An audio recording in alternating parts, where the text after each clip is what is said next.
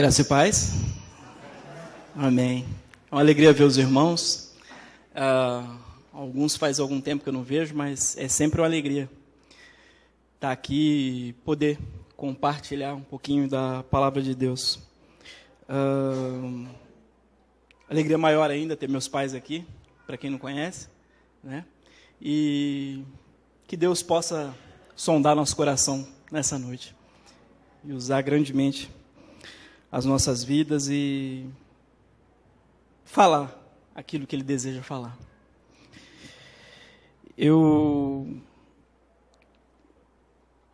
Quando o pastor me falou dessa oportunidade, eu procurei um tempo meditando em Deus, um texto, e eu lembrei da missão que nós temos lá, que a gente participa, lá do pastor Jonathan, lá em Cidade Tiradentes, na Zona Leste, uma parte de São Paulo bem carente, bem pobre.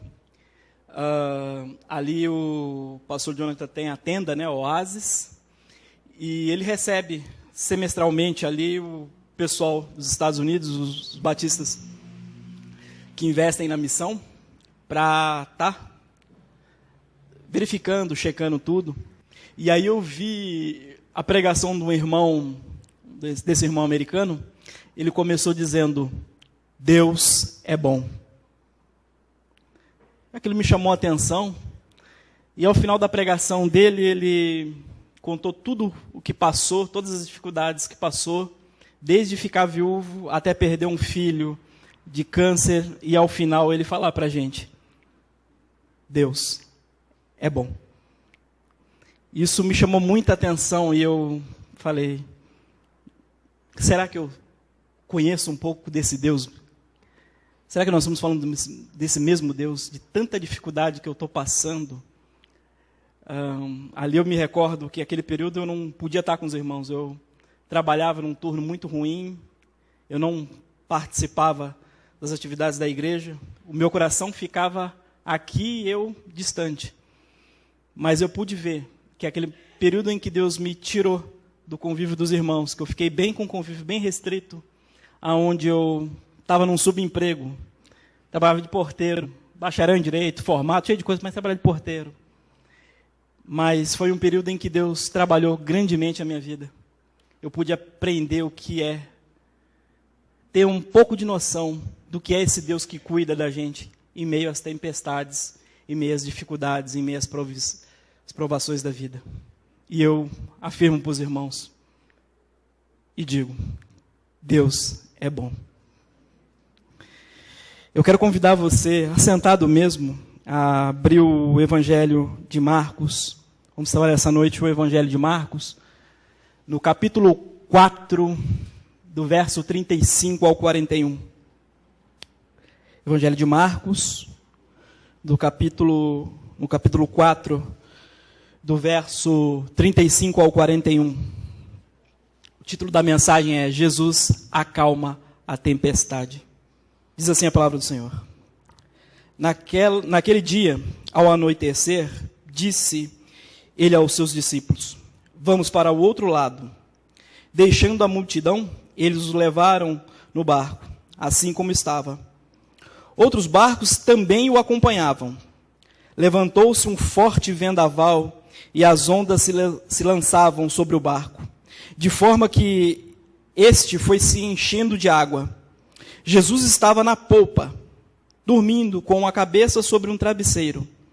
Os discípulos o acordaram e clamaram: Mestre, não te importa que morramos? Ele se levantou, repreendeu o vento e disse ao mar: Aquiete-se, acalme-se.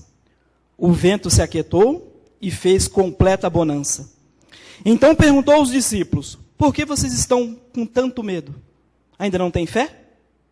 Eles estavam apavorados e perguntavam uns aos outros: Quem é este que até o vento e o mar lhe obedecem? Feche seus olhos, vamos orar. Santo e eterno Deus, eu quero suplicar, Pai, o teu amor, a tua graça, a tua misericórdia. Eu quero implorar, Pai, a tua graça para os nossos corações essa noite, de forma que o Senhor, que nos salvou, não pelo que nós somos, mas apesar do que somos, o Senhor venha tocar o nosso coração. Venha falar, Pai, através do Teu Evangelho, através da Tua palavra. Eu sou incapaz, Pai. Eu não tenho capacidade alguma, eu não tenho qualificação, eu não tenho... Quem sou eu, Pai, para dizer do Teu Evangelho? Mas o Senhor, com a Tua infinita misericórdia, me usa. E eu peço, Pai, abre o meu coração, abre o coração dos nossos irmãos para ouvir da Tua palavra. E o Senhor fale grandemente essa noite. Em nome de Jesus. Amém.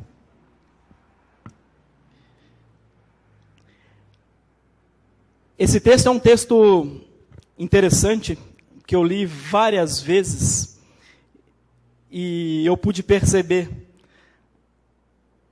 a grandeza do nosso Deus, e toda vez que eu vejo esse texto, eu já tinha lido algumas outras vezes, mas no final do verso 36 diz, outros barcos também o acompanhavam. Eu não tinha percebido isso, já tinha passado várias vezes esse texto, eu não tinha percebido que nosso Senhor estava dormindo naquele barco com os discípulos, mas haviam outros barcos fazendo a travessia da Galileia para Gandara. E é interessante como a palavra de Deus ela se renova todas as vezes que nós lemos, todas as vezes que nós observamos alguma coisa, o Espírito Santo toca o nosso coração e a gente vê algo diferente. Essa noite eu quero falar com você um pouco das tempestades da vida. E as tempestades da nossa vida, elas não anulam a bondade de Deus. Não haveria arco-íris sem tempestade, não havia o dom da lágrima sem a dor, não há de haver crescimento sem sofrimento, não há de haver dificuldade, não há de haver provação sem vitória. Para que eu e você cresçamos, o nosso Deus, ele usa, em pequenas ou grandes escalas, a depender de cada um, a ferramenta das provações, as ferramentas das dificuldades, as ferramentas do aperto. Como diria no Nordeste, o aperreio. Isso não nos falta. E a gente pode ver que Jesus passava o dia todo, no capítulo 4, ele fala por parábolas à multidão. Jesus estava o dia todo ensinando a multidão e os discípulos, falando do evangelho do reino, falando do amor do reino, falando pedagogicamente de cada mensagem através das parábolas. As parábolas têm ensinamentos riquíssimos, verdades centrais que falam o meu e o seu coração. Mas a gente pode ver que ao final do dia, 100% homem, 100% Deus, estava exausto, estava cansado, estava fatigado. E deu uma ordem aos discípulos. Passamos, vamos para o outro lado.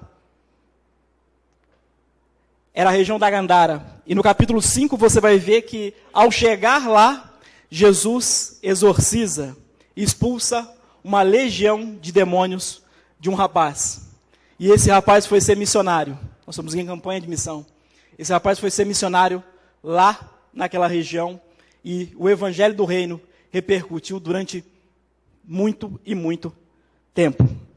Mas as tempestades da vida, ela não nos poupam de frustrações, de dilemas. É das grandezas das nossas angústias que nos erguemos para a vida maiores e para conquistas maiores. É da grandeza das dificuldades em que Deus nos chama e fala ao nosso coração para que a gente possa crescer. E perceba, o nosso Senhor, ele, de forma maravilhosa, assim que foi acordado, ele, de forma bem tranquila, falou ao vento, para, ao mar, se aquieta, e tudo parou. E depois virou para os discípulos e falou, vocês estão agoniados, vocês têm pouca fé, vocês estão tão tímidos. Algumas versões trazem tímidos. Repreendeu, acalmou, e Os discípulos, naquele momento, ficaram pasmados. Mas quem que é esse? Que até o mar e o vento lhe obedecem? E percebam que nesse contexto, ainda a revelação da divindade do nosso Senhor era progressiva. Ele tinha acabado de escolher os discípulos, ele estava ensinando aos discípulos. Eles não tinham noção de que aquele que dormia, repousava com um travesseiro na polpa do barco, era o Filho do Homem. Era o próprio Deus. Mas o próprio Deus estava lá. E ele que deu a ordem. Vai, atravessa. E se eu pudesse resumir isso para você, é que quando Deus nos dá uma ordem, quando Deus nos manda fazer algo, a vitória está certa. O Evangelho não promete vida fácil a ninguém. Nós não vamos viver dentro de uma redoma de vidro, longe de câncer, longe de violência, longe de problemas no casamento, longe de problemas com filhos. Nós vamos viver numa redoma. Mas Ele prometeu que estará conosco até a consumação dos séculos e dos séculos. E é isso que tem que motivar o seu e o meu coração. Nós vamos ter dificuldades, vamos ter lutas, vamos ter provações. Vamos. Mas esse Deus ao qual nós servimos, independente das circunstâncias, Ele acalma as tempestades não externas, também externas, mas a maior das tempestades, o meu e o seu coração.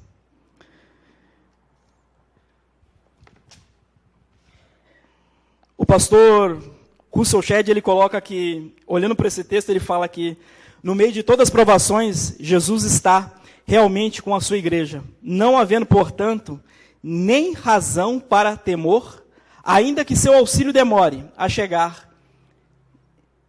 não temos que nos preocupar. Ele está no controle. O Deus ao qual nós servimos, independente da dificuldade que você estivesse, independente do problema que você tem, independente do que você estiver passando. Eu não sei o que você está passando, mas eu tenho uma notícia para te dar. Ele está no controle. Às vezes o seu coração e o meu coração se turba, fica apertado. Mas creia, Ele sabe o que está fazendo. As promessas de Deus e a realidade, para Ele, caminham juntas. Ele não é homem para mentir, e nem filho de homem. Ele é o próprio Deus. E olhando para esse texto, eu vou tirar algumas lições com os irmãos. E quero que você preste bem atenção no texto. Para depois, se eu falar alguma besteira, você fique à vontade. Puxe minha orelha. A primeira lição é: as tempestades da vida, elas são inesperadas. As tempestades da vida, elas são inesperadas no seguinte sentido: você não recebe, acorda cedo para ir trabalhar e recebe uma mensagem: olha, semana que vem você vai ter um diagnóstico ruim de saúde. Olha, na outra semana você vai ficar desempregado. Olha, daqui a uns 10, 15 dias a sua esposa vai pegar no seu pé. Não. Elas são inesperadas. Não tem uma mensagem, não tem algo para te avisar. Não, simplesmente acontece. E foi nesse contexto que eu tiro essa primeira lição. William Buckley diz que o Mar da Galileia era famoso por suas tempestades. É um lago de águas doces de 21 quilômetros de comprimento por 14 de largura, a 220 metros abaixo do nível do mar. E é cercado de montanhas por todo lado e tem até 300 metros de altura. Os ventos gelados do monte... É que vai? Esse é o Monte Hermon.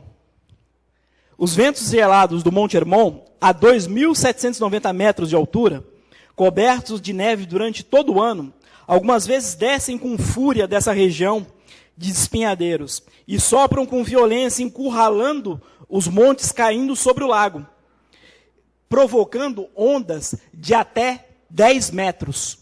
Ou seja, o Mar da Galileia por si só não tem ondas. Essas ondas elas são formadas e dependendo da época do ano, esse Monte Hermon ele fica coberto de neve.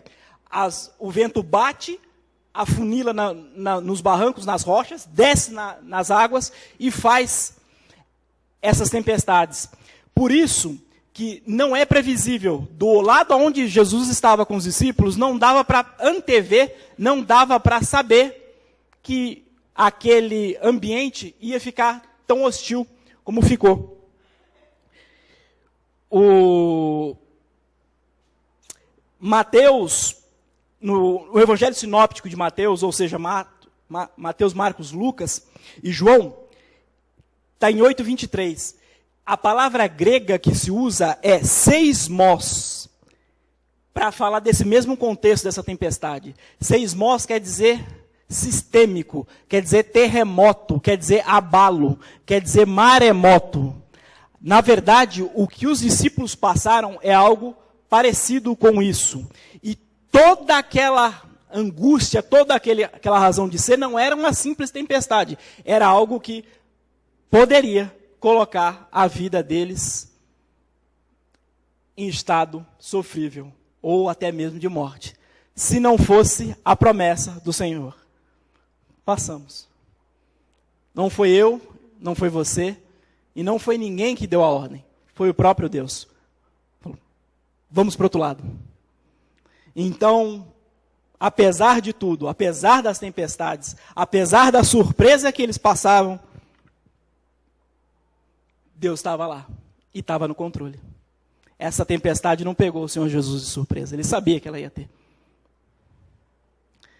Agora, trazendo para as nossas vidas, as tempestades que a gente passa são também inesperadas. É o acidente de carro, é a morte de um ente querido, são situações financeiras, é o casamento complicado. São diversas situações em que eu e você somos pegos, e somos pegos sem nenhum aviso prévio. Às vezes, as coisas nos pegam com a calça curta. E isso pode abalar o seu e o meu coração. E a depender do caso,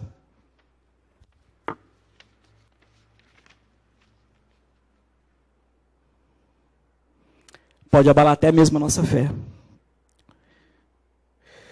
John Charles Warley diz que os discípulos tinham passado o dia ouvindo o mestre fazendo sua obra, mas isso não os isentou da tempestade. Eles amavam a Jesus e tinham deixado tudo para segui-lo, mas isso não os poupou do mar revolto. As aflições e as tempestades da vida fazem parte da jornada de todo cristão.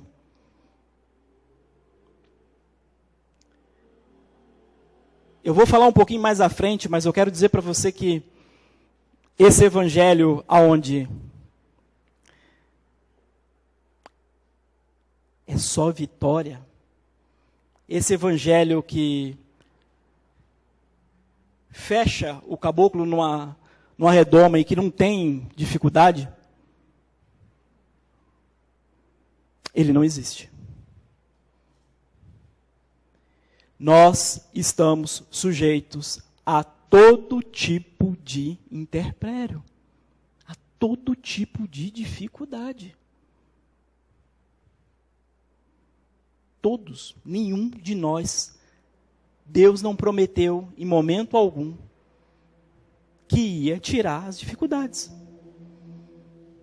Ainda que eu ande no vale das sombras da morte, não temerei mal algum. Não vai faltar nem o vale da sombra da morte. Até isso está garantido para você. E para mim. Só que o essencial, Deus está nele, está no controle. Se te mandou para lá, tem um propósito. Em segundo lugar, as tempestades da vida são perigosas. Mateus diz que o barco era varrido pelas ondas, no texto sinóptico. Marcos diz que se levantou grande temporal de vento e as ondas se arremessavam contra o barco, de modo que o mesmo já estava a encher-se de água. Lucas diz que sobreveio uma tempestade de vento no lago, correndo eles o perigo de afundar. As tempestades da vida são ameaçadoras e elas são perigosas. São verdadeiros abalos sísmicos e terremotos na vida. E é assim. Alguns dias atrás, tem coisa de 2 semanas, acabou o culto, nós alegres e contentes, fomos embora, eu, Tatinha e o menino falou, tô com... Ele está com o braço quebrado, ele não reclama de dor. Mas quando ele falou, tô com um problema no estômago, eu falei, ixi, você está reclamando de dor, qualquer coisa tem. Aí demos um Buscopan, ele vai dormir, o bichinho acorda todo inchado, todo vermelho, a gente corre para o hospital e quase dá uma reação alérgica, quase que o bichinho fecha a traqueia e morre. O bichinho alérgico, pode ser que ele seja alérgico a Buscopan. Estava tudo bem, estava tudo tranquilo.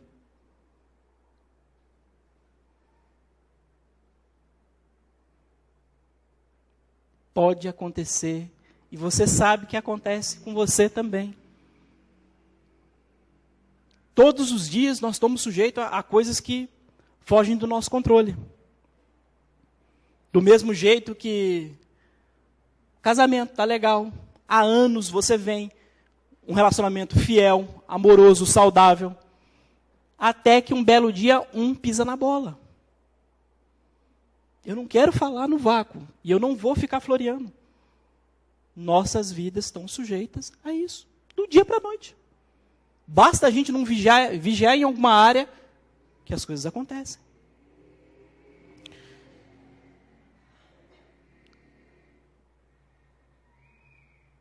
São várias situações que denotam perigo e a gente fica exposto. O terceiro lugar é que as tempestades da vida são inadministráveis. Na psicologia o pessoal chama de variáveis incontroláveis. Você já ouviu falar daquela pessoa que ela quer controlar tudo? Já ouviu falar? Você já ouviu falar daquela pessoa que quer controlar tudo e ainda sofre porque não controla? Tipo assim, eu vou ao mercado. Tá, mas você vai 6h30, porque 7h30 eu te quero de volta. Não faça isso, não faça aquilo. Desça por esse lado da porta. Se você chegar, às vezes, brincar com ela. Viu? Cheguei 20 para as 8. Ela já sofre, ela já tem uma agonia, já aperta o peito. Porque, nossa, ela queria... Poxa vida. Você não observou o que eu falei? Trazendo para as nossas vidas as tempestades, a mesma coisa. Existem situações na sua vida que você não controla. Do mesmo jeito aqui, eles remaram, eles fizeram de tudo. O verso 37 fala que os ventos eram verdadeiros vendavais e as ondas lançavam o barco de um lado para o outro. E a mesma coisa acontece com a nossa vida. E às vezes você não tem o que fazer. Não tem para onde correr, não tem para quem solicitar nada. Você está no meio de uma crise. A questão maior é que você vai focar na crise ou vai focar em quem controla a crise.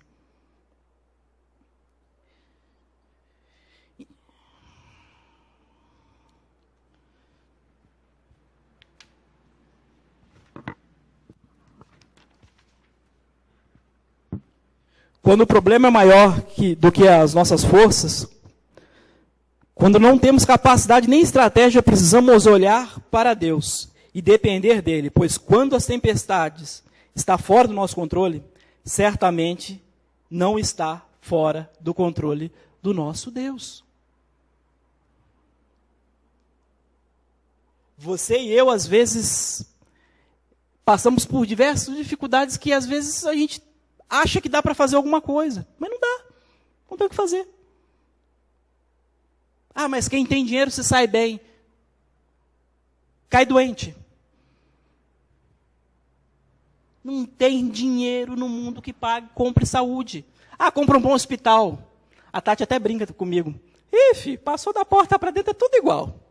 Mesmo jeito, tudo uma coisa. Não é, tanto do SUS quanto particular.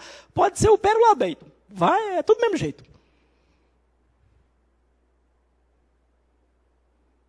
Você e eu precisamos tirar, às vezes, o foco da crise e colocar o foco em Deus.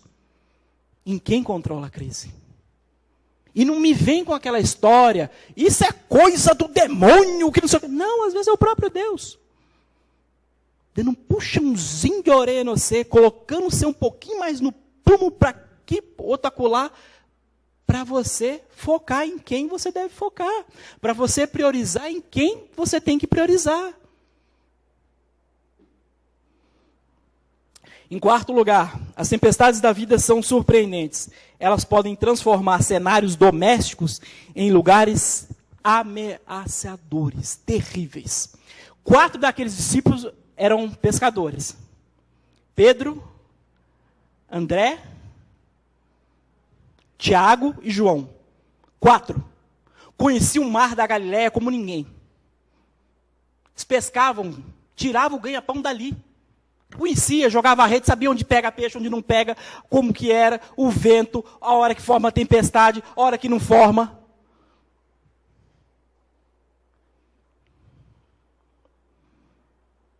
Às vezes eu e você conhecemos como ninguém a nossa casa. Neném faz maldade, faz traquinagem, faz alguma maldade, só de você olhar assim, às vezes para ela, você já sabe. Está aprontando. O marido, você pergunta para o marido, você fez tal coisa? Ele fala, fiz.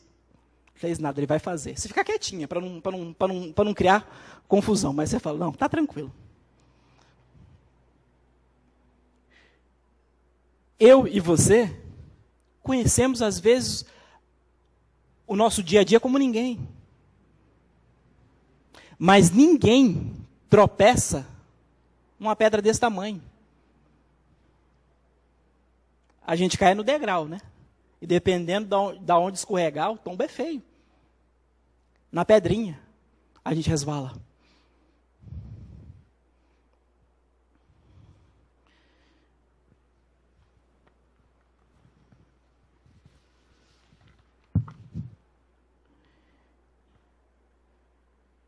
E muitas vezes a gente pensa que conhece um filho, a gente pensa que conhece uma esposa, pensa que conhece um amigo. E a gente não conhece. Não faz ideia. Às vezes é o filho que você educou, obediente, faz dentro da igreja, você fala, papapá. Quando você menos espera, está lá o bichinho aprontando.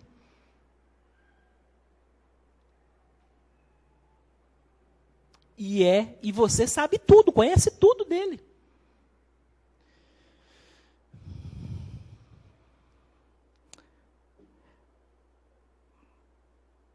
Mas há momentos em que esses momentos eles acontecem justamente para que a gente se coloque no nosso devido lugar. Para a gente entender que a gente não controla nada.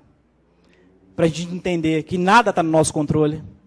Para a gente entender que quem dá a última palavra, no final ou no início, é sempre Ele.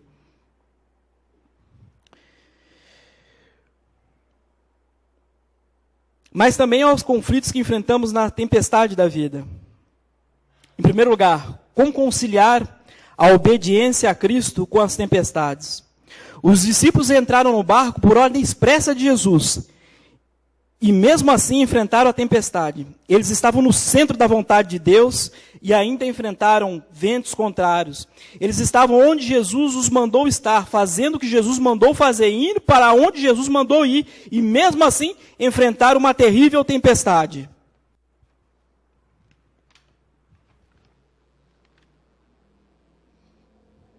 Se você olhar aqui no capítulo 4...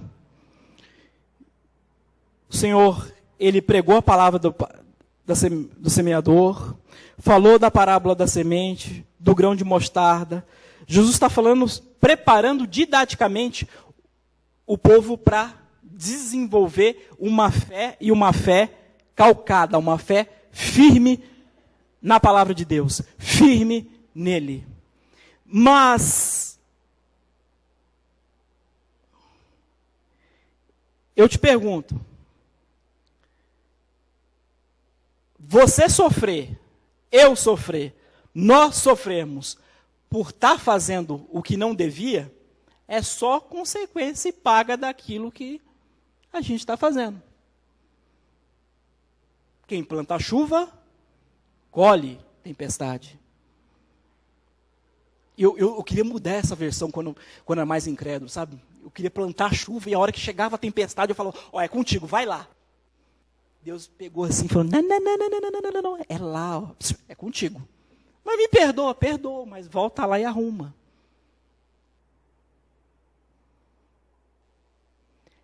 Mas nesse contexto aqui é diferente. Eles estavam fazendo certo, o que Deus mandou, pregando o evangelho, largaram tudo. Amaram mais a Jesus do que as próprias vidas. E olha o que aconteceu. Tempestade, vendaval, a ponto de deixar o barco quase que submerso de água, a ponto de um gritar, mestre, não importa que morramos, traduzindo, oh, Senhor, eu vou morrer.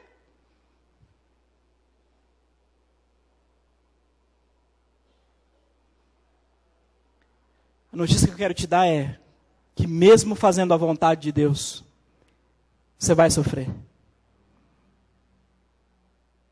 Vai sofrer hoje, vai sofrer amanhã.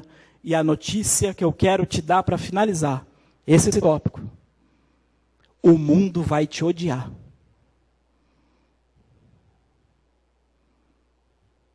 Não há evangelho. Se você não está incomodando onde você está, tem alguma coisa errada. Ou a tua pregação não está consistente, ou você não está fazendo a vontade de Deus. Um dos dois. Se você tiver calcado, você vai incomodar. Em pequenas ou em grandes escalas, você vai incomodar. Há momentos que sofremos não porque estamos na contramão, mas porque andamos pelo caminho direito.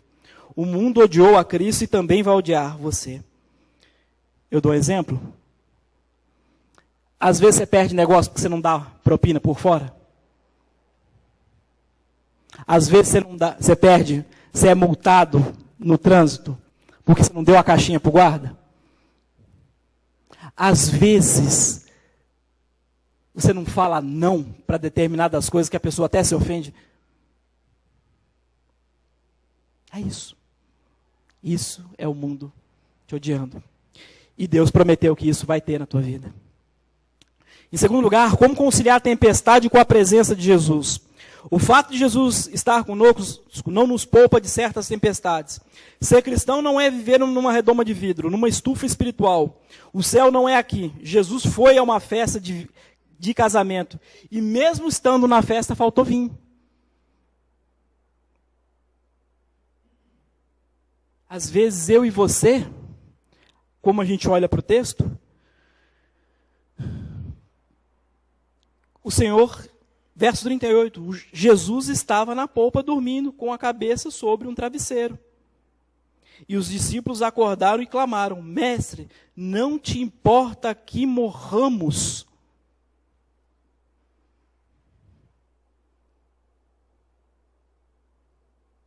Às vezes eu e você estamos com Jesus e estamos levando na cabeça.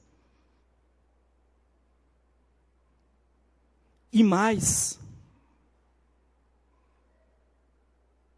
muitas vezes essa porrada que a gente leva é pedagógica. É o próprio Deus que mandou.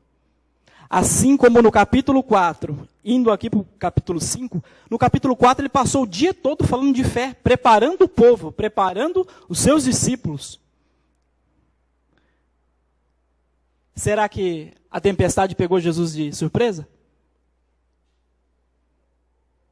Não. Ele já sabia que ia ter. E ela estava programada no currículo, no curso de formação dos discípulos. Eles iam passar por ela. E vamos ver como é que eles vão sair. E às vezes eu e você, a gente sofre, está passando um perrengue, a gente ora, a gente sabe que está fazendo certo, sabe que as coisas que a gente está fazendo, nós estamos no caminho. Mas Deus não nos livra do perrengue. E a gente pergunta por que daquilo ou outro, por que daquilo outro. E ele fica calado, em silêncio. Mas a notícia que eu tenho para te dar é que Deus te promete vitórias, não explicações. Satisfação ele não tem para te dar, não.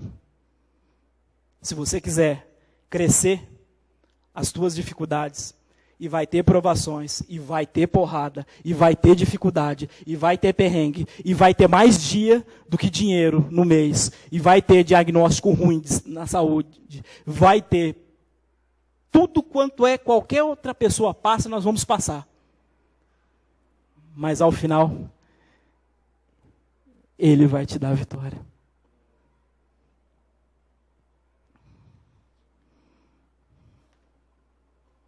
Em terceiro lugar,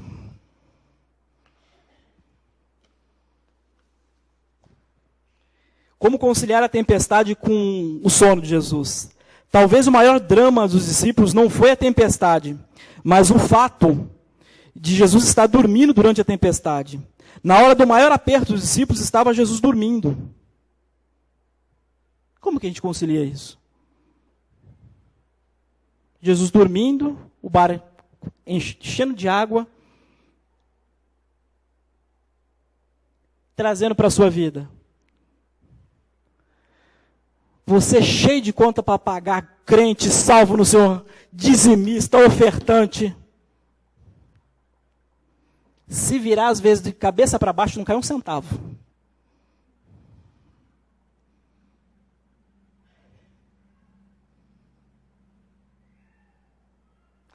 Servindo, indo à luta, evangelizando, todo mundo fala mal. Ninguém quer perto.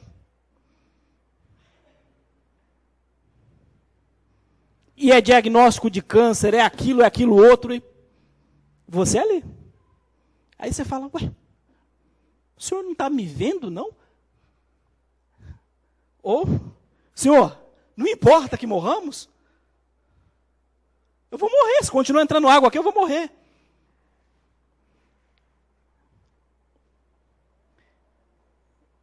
Mas quem que deu a ordem para atravessar o barco? Ir para o outro lado.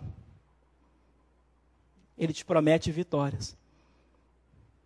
As dificuldades estão no pacote. O Salmo 73, ele fala da prosperidade do ímpio. Depois você lê na sua casa. O Salmo 73 fala da prosperidade do ímpio, fala que o ímpio não tem aperto, que tudo está tudo tranquilo. O salmista vai falando que ele é todo, o ímpio é gordo, e fala que o filho do ímpio vive muito bem, e fala que que o ímpio faz aquilo outro. Até lá no verso 17, Deus fala para ele, vem cá, agora deixa eu te mostrar o fim do ímpio. Resumindo para você, no final, o salmista fala, bom é estar debaixo da graça do meu Deus. E eu trago a mesma coisa para a sua vida. Às vezes, se você está clamando, está com dificuldade, e Deus não responde, até esse silêncio, ele é pedagógico. Tem um motivo certo. Ele quer te fazer crescer, ele quer te fazer caminhar, Ele quer te despertar, Ele quer falar contigo, Ele quer trazer aquilo que Ele quer moldar o seu caráter, terminar a obra que Ele começou aqui. E detalhe, essa obra não acaba aqui. Começa aqui e termina na glória. Até o silêncio do nosso Deus tem um propósito. Eu brinco sempre que, nesse mesmo trabalho que eu estava, eu via o camarada na portaria, entrando de carrão, saindo de carrão, moto, mulherada, festa, um fuá. E eu falava, caramba, eu aqui, Senhor, o Senhor está vendo, eu só quero estar na tua casa, que perrengue, que situação. Né? Aí até que um dia, eu estou lá na portaria tranquilo, chegam assim umas 4 viaturas de tático, oficial de justiça, ó, nós vamos entrar um apartamento, sai daqui, é melhor você sair. Eu peguei, saí da portaria e é tiro comendo, solto. Era o cara, ladrão de carga. Ninguém falava, muito discreto. Por isso que eu exorto os irmãos, os nossos olhos, às vezes, estão focados aqui na terra. Deus tem algo para nós muito maravilhoso, acima disso. Isaías fala que nas mãos de Deus tem delícias perpétuas. O que a gente acha que é bom aqui, com o Pai é infinitamente melhor. A teologia da prosperidade, ela não promete muito. Não promete muito. Ela é errada porque ela promete pouco. Porque o que Deus quer fazer na sua vida é muito mais além, é muito mais aquém do que qualquer outro plano físico, material, carro ou qualquer outra coisa. Deus quer te levar para um patamar muito além daquilo que você espera. A questão é, aonde seus olhos estão? Principalmente nos momentos da crise. Em quem você confia?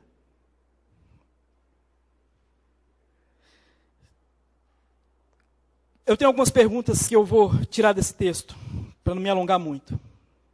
A primeira, mestre, não importa que pereçamos, está no verso 38. Essa pergunta nasceu no ventre de uma grande crise. Seu parto se deu num berço de muito sofrimento, e os discípulos estavam vendo a carranca da morte. Parecia que ia sepultar. Depois de esgotados todos os esforços e baldados todos os expedientes humanos, eles clamaram, Jesus, mestre, não te importa que pereçamos? Será que a gente não passa mais tempo lutando com a nossa força, até para fazer a obra, do que dobrando o joelho, Senhor, o que o Senhor quer que eu faça?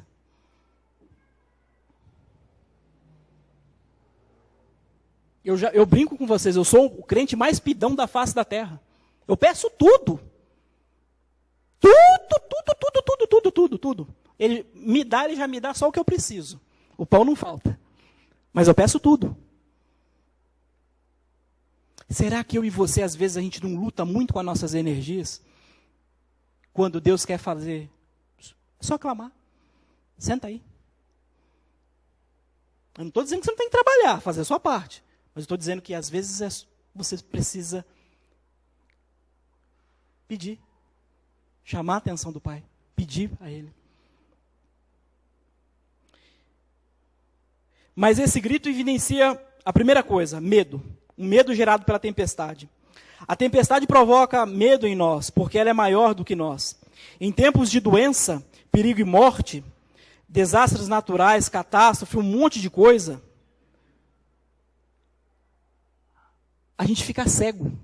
O medo cega a nossa fé, entra no nosso coração. A gente tira o foco naquilo e em quem a gente deveria focar e foca nas circunstâncias. Você está falando, Anderson, você recebe então você. Amanhã, ó, você está com câncer, vai sair gritando, glória a Deus. Não, aqui não. Mas eu sei em quem eu tenho crido. E Ele é fiel e poderoso. E se isso for para a glória de Deus, Ele tem um propósito na minha vida. Se acontecer contigo, tem um propósito. A sua vida não é obra do acaso. A sua vida é obra, plano e projeto de Deus.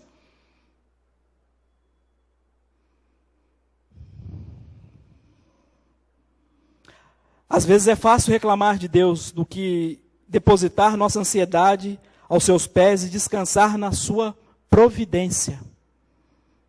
Jesus estava dormindo no barco porque ele cria no cuidado providencial do Pai.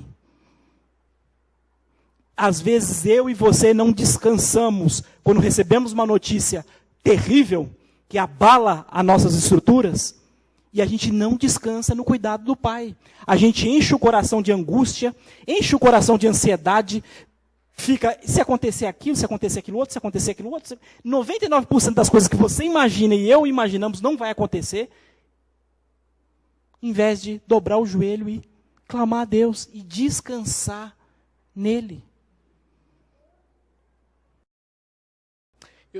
Guardadas as devidas proporções, o dia que fizeram comigo essa brincadeira, eu não gostei. Eu vou fazer contigo. Você, servo do Senhor, em quem que você confia mais?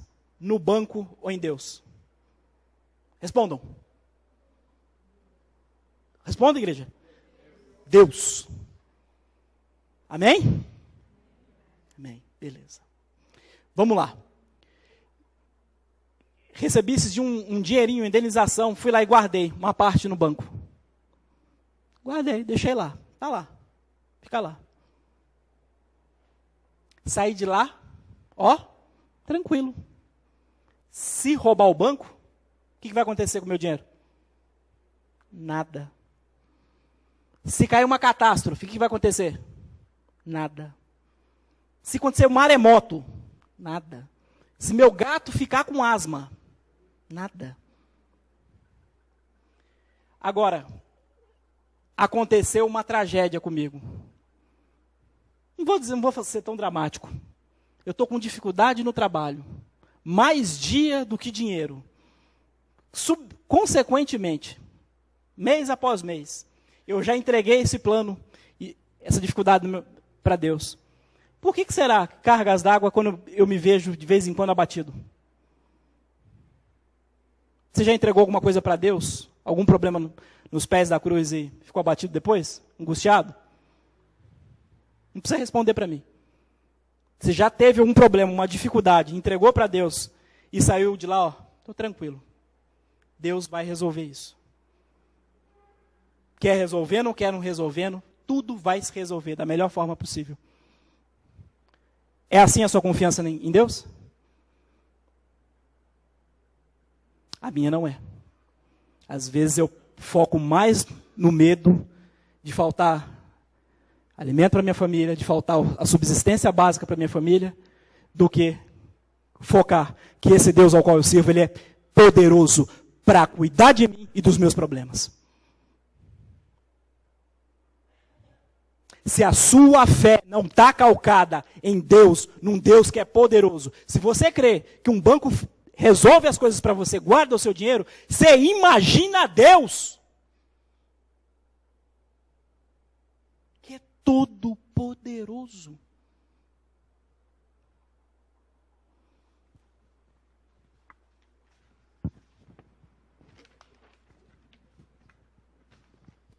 Em segundo lugar, esse grito evidencia alguma fé.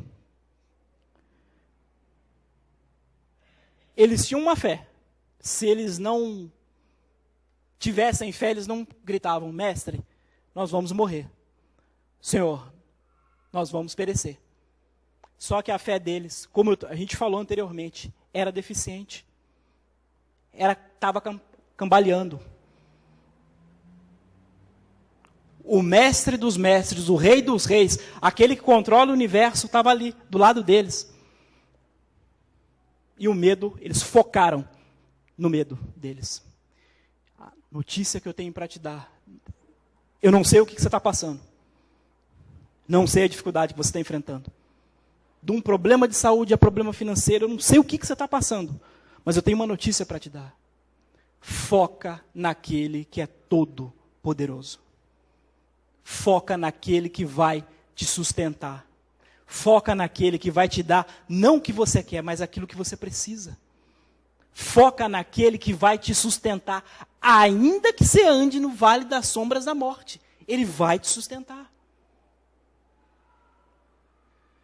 Terceiro lugar é que esse grito evidencia uma fé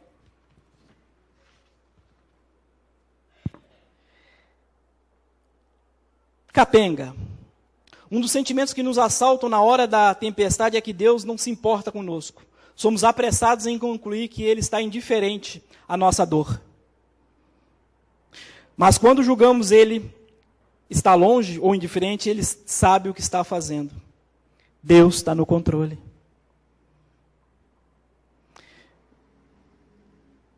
É natural, seu e meu. Quando a gente entrega um problema a Deus, a gente fica angustiado, fica com medo, fica ansioso. Mas a gente estudou um mês Filipenses. O que Filipenses fala sobre angústia?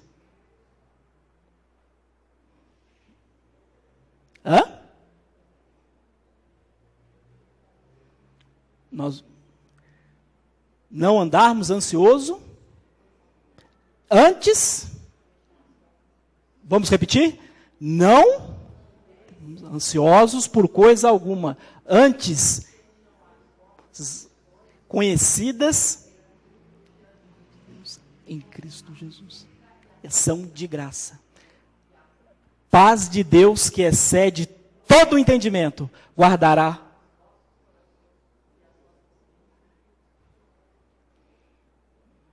Vocês creem nisso? Nós cremos nisso? Independente do que você está passando, entrega a Deus. Ora a Deus. E Ele promete para você que a paz Ele vai te dar. E Ele quer saber, Ele conhece tudo, mas Ele quer ouvir de você cada problema que está te agoniando. Vamos correr. Porque sois tímidos assim, porque não tendes fé. Os discípulos falharam no teste prático, revelaram medo e não fé. Onde o medo prevalece, a fé desaparece.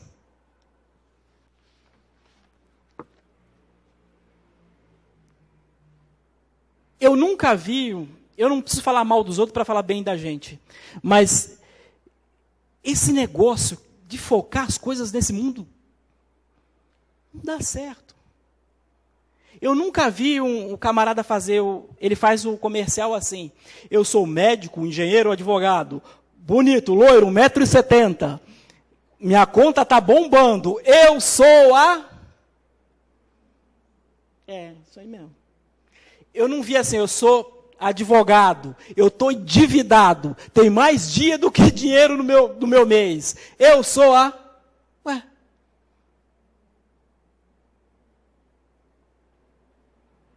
Deus não promete para a gente isenção de dificuldade.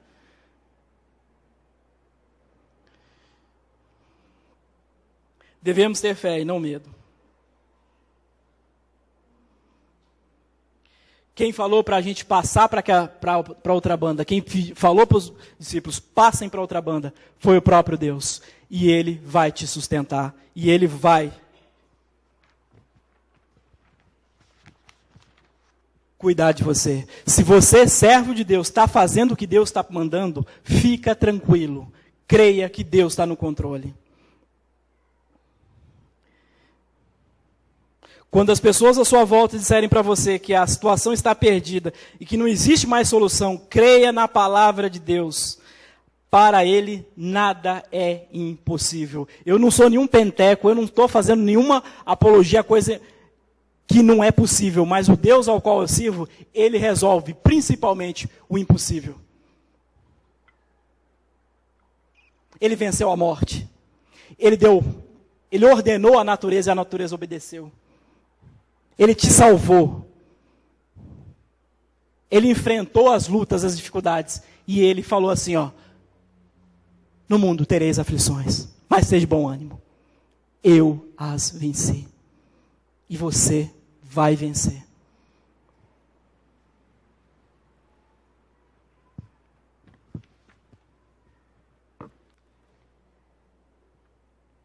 Em último lugar, a presença de Jesus é nos livra do temor. Se nós lembrarmos que em meio às dificuldades, em meio às lutas, esse Deus ao qual a gente serve, Ele está do nosso lado.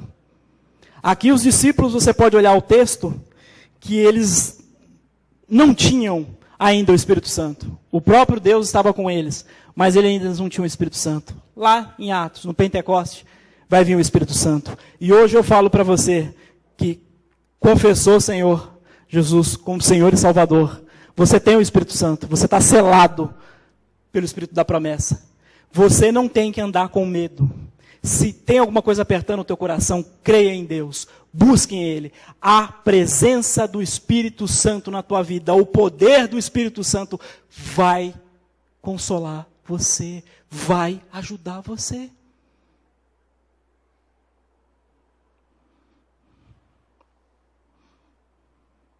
A presença de Deus nas tempestades é a nossa âncora, nosso porto seguro. O profeta Isaías ergue a sua voz em nome de Deus e diz que quando tivermos que passar pelas águas revoltas do mar da vida, Deus estaria conosco. Quando precisássemos cruzar os rios submersos, a gente não afundar. Quando tivéssemos que entrar nas fornalhas acesas das perseguições e do sofrimento, a chama não arderia em nós, porque Deus estaria conosco. Isaías 43, 1.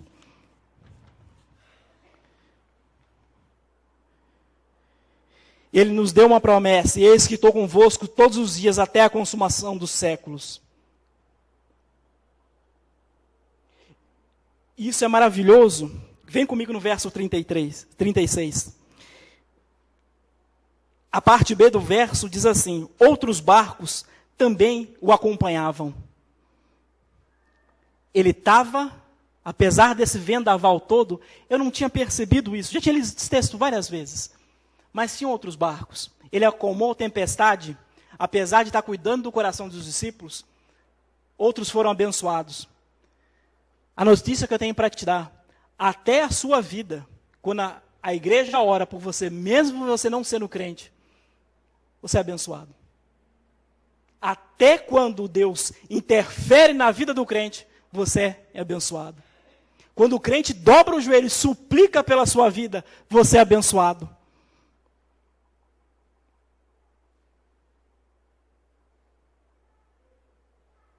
Foi assim com a minha vida várias vezes. Eu rebelde, dando trabalho. A igreja estava orando por mim. Não canso de falar para vocês. Estava dando um trabalho, estava a ponto de destruir a família. A irmãzinha colou do meu lado, uma outra igreja, e falou: Ópcio.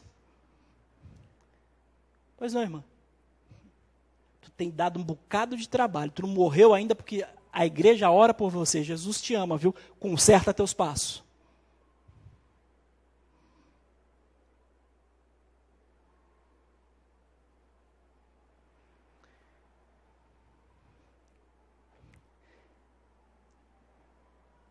Minha mãe estava em coma uma vez, na Unicamp, a ponto de perder a vida.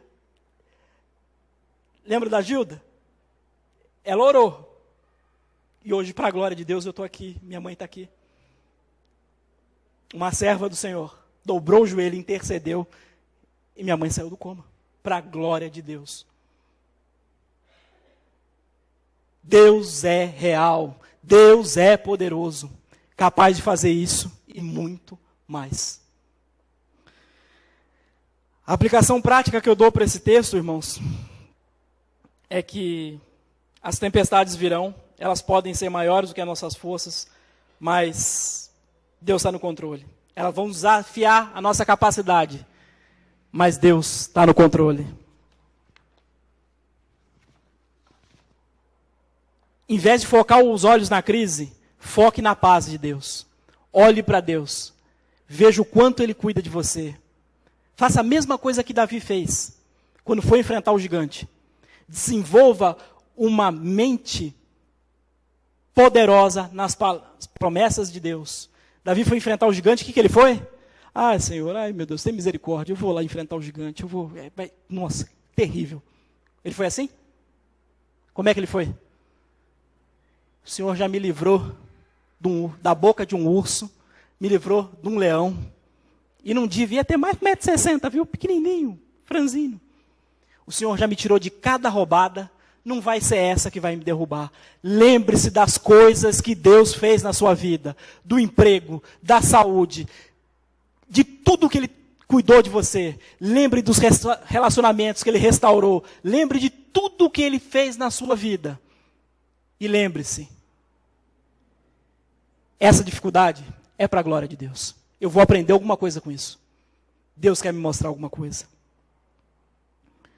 E aquele que está no barco com os discípulos é o Criador da natureza, é o Criador dos céus e da terra. E ele tem um carinho, um amor, que excede todo o entendimento. Ele te ama e quer te salvar, quer ficar contigo, quer cuidar de você. E te deu o título de filho, porque te ama e quer você do lado dele. Amém?